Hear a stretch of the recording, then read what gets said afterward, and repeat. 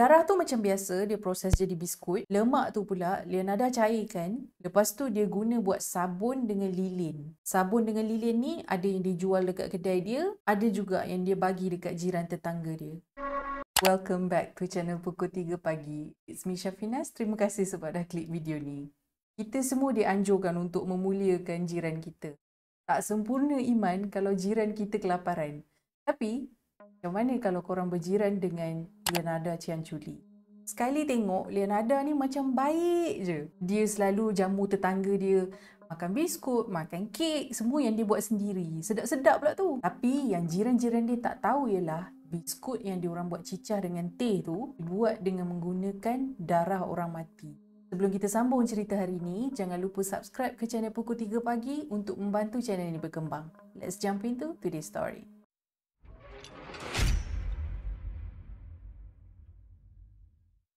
Dari kecil lagi, Leonardo tak rasa kasih sayang mak dia. Mak Leonardo yang bernama Emilia memang tak suka ke Leonardo. Bukan sebab Leonardo ni jahat ke apa, tapi sebab Emilia mengandung ke Leonardo selepas dia diperkosa. Yang lagi teruk lagi, lepas Emilia kena rogol, family dia paksa dia kahwin dengan perogol dia tu untuk tutup malu. Jadi lahirlah Leonardo pada 18 April 1894. Kewujudan Leonardo ni jadi macam satu reminder bagi Emilia tentang nasib buruk yang pernah menimpa dia. Sebab tu Leonardo tak mampu nak bagi kasih sayang seorang ibu pada Leonardo. Tak lama lepas tu, ayah Leonardo ni, dia tinggalkan je family dia macam tu je. Dan mak Leonardo pun berkahwin sekali lagi. Dari perkahwinan kali kedua Emilia ni, Leonardo mendapat 2 orang adik. Leonardo tengok mak dia sayang elok je adik-adik dia ni. Tak macam dia yang selalu kena marah. Padahal Leonardo tak buat apa-apa salah pun. Situasi Leonardo kat rumah ni buat dia jadi tertekan. Sampaikan dia pernah cuba membunuh diri sebanyak 2 kali sebelum usia dia mencecah 17 tahun. Masa Leonardo berumur 23 tahun, mak dia nak jodohkan dia dengan seorang lelaki yang jauh lagi tua daripada dia.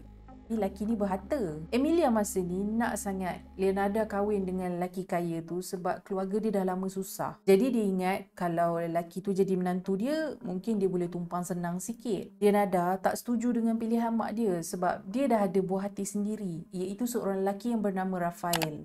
Rafael bukan menantu pilihan Emilia sebab Rafael tak ada harta. Walaupun tak dapat restu dari mak dia, Leonardo tetap teruskan perkahwinan dia dengan Rafael. Masa ni of course lah Emilia jadi marah sangat dengan perkahwinan anak dia sampai dia sumpah Leonardo yang perkahwinan dia tak akan bahagia sampai bila-bila.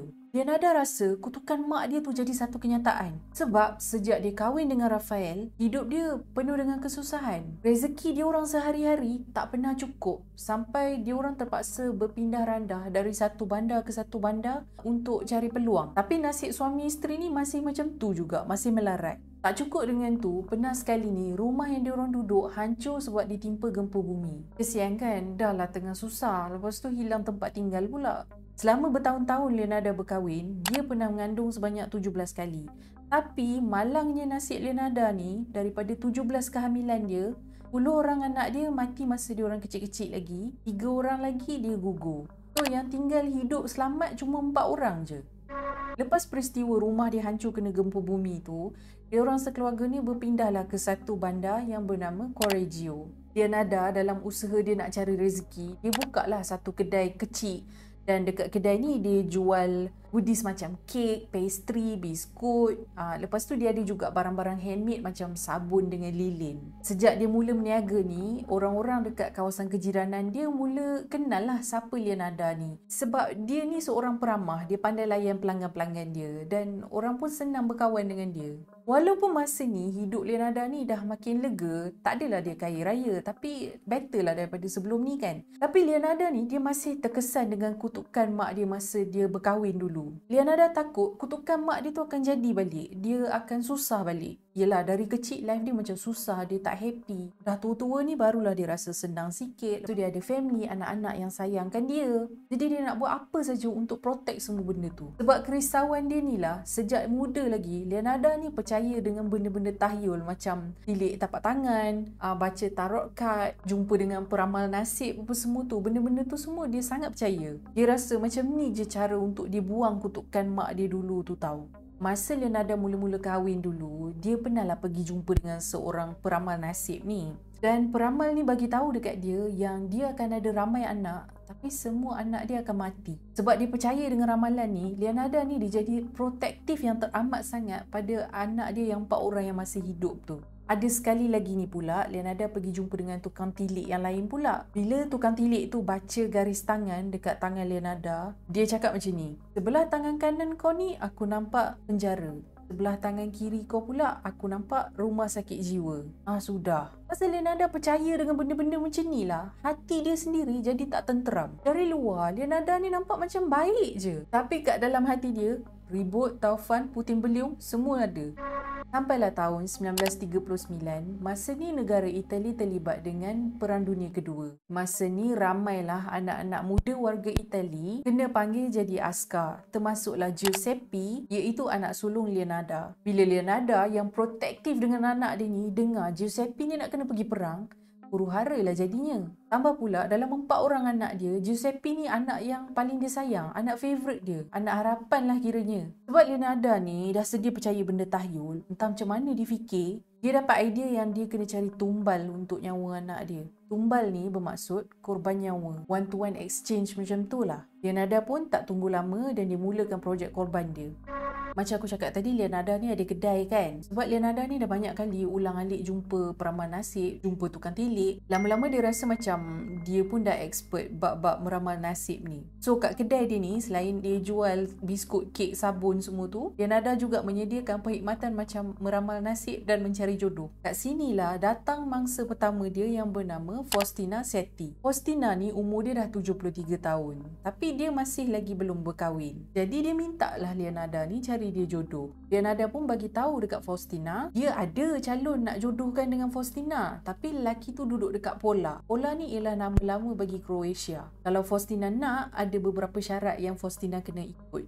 Syarat dia, Faustina tak boleh bagi tahu kat siapa-siapa pun pasal jodoh ni. Lepas tu, Faustina kena tulis surat siap-siap untuk bagi tahu dekat family dia yang dia dah jumpa jodoh dan dia nak pindah ke Pola. Tapi dah sampai Pola nanti baru dia boleh post surat tu bagi dekat family dia. Faustina ni mungkin dia dah lama berkawan dengan Lianada, so dia setujulah dengan syarat tu. Dan beberapa hari lepas tu, Faustina pergi lagi ke kedai Lianada untuk kali terakhir sebelum dia bertolak ke Pola. Faustina pun bawa lah beg kain baju dia, duit simpanan dia dengan surat yang Lianada suruh dia tulis tu. Masa ni Lianada pun tuanglah segelas wine untuk Faustina. Yang Faustina tak tahu ialah wine yang dia minum tu telah dicampur dengan ubat pelali. Elok je Faustina pengsan, Lianada seret dia ke belakang. Lepas tu dia terus bunuh Faustina. Lianada kerat badan Faustina ke 9 bahagian. Lepas tu dia kumpul darah Faustina, dia tadah sebanyak yang boleh. Bahagian badan tadi dia masak sampai hancur, lepas tu dia tuang dalam tangki septik. Darah yang dia kumpul, yang dia tadah tadi, Lianada simpan sampai darah tu jadi kental. Bila darah tu dah kental, dia masuk pula dalam oven,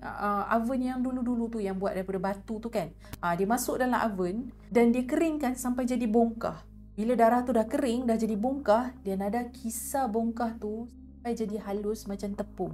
Bila tepung tu dah siap, dia campur pula dengan bahan-bahan lain untuk dijadikan adunan.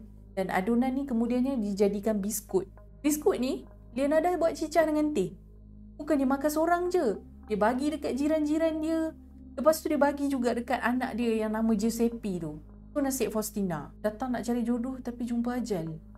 Mangsa seterusnya bernama Francesca Suavi. Francesca ni pula datang jumpa Lianada sebab nak minta dia tolong carikan kerja. Lianada pun tipulah, cakap kerja ada tapi kerja tu dekat bandar lain. Macam dia cakap dekat Faustina sebelum ni, benda yang sama dia bagi tahu dekat Francesca juga. Kalau dia nak kerja tu, nanti tulis surat untuk dia post ke family dia, tapi sebelum dia pergi ke bandar yang baru tu, jangan bagi tahu siapa-siapa pasal kerja baru ni. Francesca pun setujulah dengan syarat Lianada ni. So, kenapa Lianada suruh korban-korban dia ni tulis surat? Sebab surat tu nanti, Lianada akan post kat kawan atau keluarga mangsa dia, nak bagi keluarga dia orang ni tak cari dia orang. Sama juga macam sebelum ni, sebelum Francesca bertolak, dia pergi jumpa Lianada. Lianada buat-buat bagi dia minum wine, Francesca pengsan, lepas tu dia kena bunuh. Macam Faustina juga, darah Francesca pun ditadah dan diproses sampai jadi biskut. Aku penatlah dengan Lianada ni. Mangsa terakhir bernama Virginia Cacioppo. Dan kematian Virginia ni lah yang kantoikan aktiviti menumbal si Leonardo ni. Virginia ni, sebelum ni dia seorang penyanyi soprano. Tapi sebab masa tu zaman perang, Virginia tak ada kerja.